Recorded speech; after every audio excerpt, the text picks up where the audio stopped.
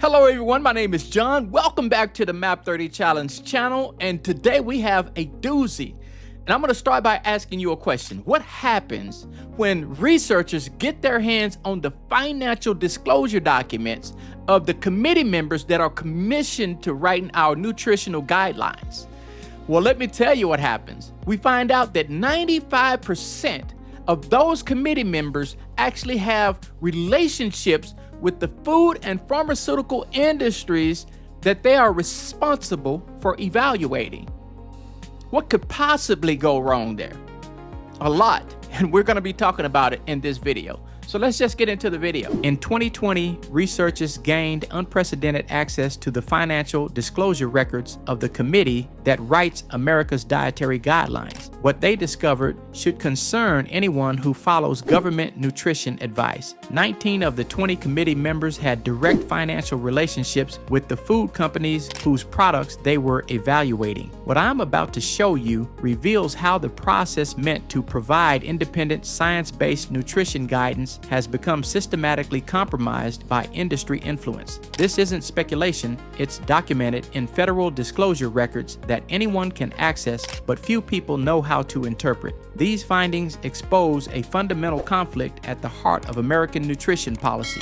The same experts trusted to provide unbiased dietary advice are simultaneously receiving funding from the companies that profit from their recommendations. Every 5 years, the U.S. Department of Agriculture and Department of Health and Human Services convene the Dietary Guidelines Advisory Committee. This 20-member panel of nutrition experts reviews scientific evidence and makes recommendations that influence federal nutrition programs, school meal standards, and dietary advice for 330 million Americans. The committee's recommendations directly affect food industry revenues. When guidelines favor certain food categories or discourage others, market impacts can reach billions of dollars annually. This creates powerful incentives for companies to influence the selection and recommendations of committee members. Now let's take a page out of Sweden's playbook.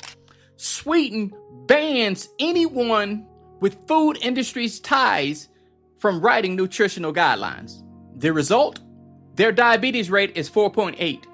America allows 95% industry-funded committees. Our diabetes rate, 11.3, more than double of Sweden. Same access to research, same evidence. The only difference, Sweden won't let Coca-Cola fund the people that are writing their dietary advice. I can see how that might work. Dr. Gary Ruskin from U.S. Right to Know organization conducted a comprehensive analysis of the 2020 Dietary Guidelines Advisory Committee members' financial relationships. His findings published in the Journal of Public Health Policy. The investigation used federal disclosure databases, university conflict of interest reports, and publicly available financial records to trace funding relationships between committee members and food industry companies. Dr. Sharon Donovan, the committee's nutrition scientist from the University of Illinois, held 152 individual financial relationships with food and pharmaceutical companies over the previous 5 years. These included research grants, consulting fees, speaking honoraria, and advisory board positions with companies like Abbott Nutrition, Mead Johnson, and Nestle. Dr. Donovan wasn't exceptional among committee members. The analysis found that 95% of the committee, 19 of 20 members, had financial relationships with food companies, pharmaceutical firms, or industry trade associations whose interests were directly affected by dietary guideline recommendations. These relationships included funding from PepsiCo, Coca-Cola, General Mills, Kellogg, Unilever, and dozens of other companies whose products would be evaluated in the guidelines process. Dr. Robert Kushner served on the committee while simultaneously consulting for Weight Watchers, Novo Nordisk, and Eli Lilly, companies that profit from obesity and diabetes treatments. His committee role involved evaluating evidence about foods that contribute to these same conditions. Dr. Linda Van Horn received funding from organizations including the American Beverage Association and International Tree Nut Council while serving on panels evaluating evidence about beverages and nuts in healthy dietary patterns. Committee members consistently failed to recuse themselves from discussions where they had clear financial conflicts, participating in deliberations about food categories from which they received funding. The conflicts extend beyond individual committee members to systematic career incentives. Many nutrition researchers depend on industry funding for their academic positions and research programs. Challenging industry interests can mean losing access to funding, while supporting industry-friendly positions opens doors to lucrative consulting and speaking opportunities. This creates what economists call regulatory capture, when the entities being regulated gain control over the agencies and processes meant to regulate them. The result is policies that serve industry interests rather than public health. Other countries maintain stricter separation between industry interests and nutrition policy development. Sweden's National Food Agency prohibits committee members from having any financial relationships with food companies during their service and for 2 years afterward. Now, in 2015, leaked emails revealed that Coca-Cola paid scientists millions of dollars to publish research claiming that obesity was a result of lack of exercise and not diet. They literally funded a nonprofit called Global Energy Balance Network to shift the blame away from sugar. Now, when New York Times exposed it, they disbanded the organization overnight. But here's the kicker. Several scientists from that scandal went on to advise the Dietary Guidelines Committee. So the playbook didn't change. It just got official government approval.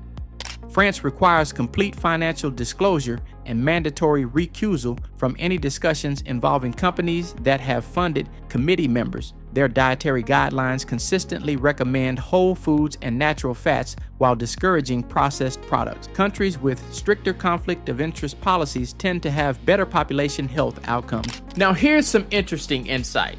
The USDA runs what's called checkoff programs to collect mandatory fees from farmers. And then they use that money to form partnerships with companies like McDonald's, Pizza Hut, Domino's, and many other major food chains. So the same agency that's writing the dietary guidelines is literally paying fast food chains to add more cheese to their product. And they call it nutritional education. Now, the farmers who are funding it call it a scam. So think about the irony of this. So your tax dollars that are supposed to go toward writing nutritional guidelines to help us improve health are at the same time funding these junk food companies that are feeding us food that is causing bad health. What's wrong with that pitch? Sweden's diabetes rate is 4.8% compared to America's 11.3%. France's obesity rate is 17% compared to America's 36%, according to OECD health statistics. While correlation doesn't prove causation, the pattern suggests that independent nutrition policy development may contribute to better public health outcomes. The 2020 dietary guidelines, influenced by this industry compromise committee, continued emphasizing processed grain products while minimizing concerns about added sugars and industrial seed oils. The guidelines recommended that Americans consume 6 to 8 servings of grains daily while limiting saturated fats from natural sources. These recommendations align closely with the interests of companies that fund its committee members, grain processors, vegetable oil manufacturers, and processed food companies. Meanwhile, recommendations that might reduce consumption of profitable processed products were notably absent. Several policy reforms could address these systematic conflicts. Senator Elizabeth Warren has proposed legislation requiring 5-year cooling off periods between industry employment and regulatory positions. Academic institutions could establish stricter policies about industry funding for researchers involved in policy development. However, reform faces significant resistance from industries that benefit from the current system and academic institutions that depend on industry research funding. Understanding these conflicts helps individuals evaluate dietary recommendations more critically. When nutrition guidelines consistently favor processed products while discouraging traditional foods humans consumed for millennia, Financial incentives may provide better explanations than scientific evidence. Optimal nutrition principles remain constant regardless of committee recommendations. Emphasize whole foods, natural fats, and nutrient-dense animal products. These foods don't require industry funding or regulatory approval because they sustain human health long before nutrition committees existed. The 2020 Dietary Guidelines Advisory Committee was supposed to provide Americans with independent, science-based nutrition advice. Instead, 95% of its members had financial relationships with the very industries whose products they were evaluating. This isn't a failure of individual ethics, it's systematic regulatory capture that prioritizes industry profits over public health. Understanding these conflicts is essential for making informed decisions about nutrition and health policy. When the experts writing dietary guidelines receive funding from processed food companies, their recommendations require additional scrutiny. Your health decisions shouldn't be influenced by corporate marketing disguised as scientific advice. If this analysis of conflicts in nutrition policy was informative, consider sharing it with others who rely on government dietary recommendations. Understanding how industry influence shapes these guidelines helps everyone make more informed health decisions. So there you have it, folks. I hope you liked this video. I hope you got value out of it. If so, if you don't mind, like the video and subscribe to my channel, as I'll be doing more videos like this, just bringing some of the backdoor deals to the light to educate us on the things that goes on behind the scenes to make us better informed, make better informed nutritional decisions, the things that end up in our grocery stores. What does those labels say? What are these ingredients in this product, so that we can make better decisions about the things we consume? Not only that, it makes us healthier, and we can pass that on to our kids and grandkids as well. So that being said, like the video and subscribe to my channel, and we will see you in the next video.